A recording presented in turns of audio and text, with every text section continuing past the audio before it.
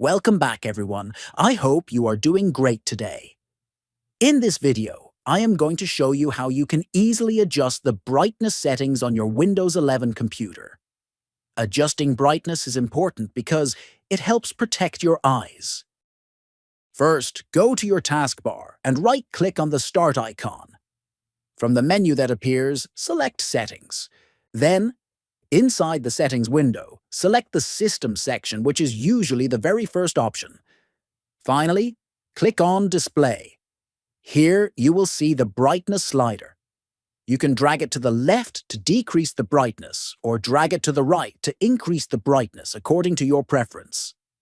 Adjusting brightness on Windows 11 is simple and can make your computer much more comfortable to use. Whether you need a brighter screen during the day or a dimmer one at night, this method works perfectly.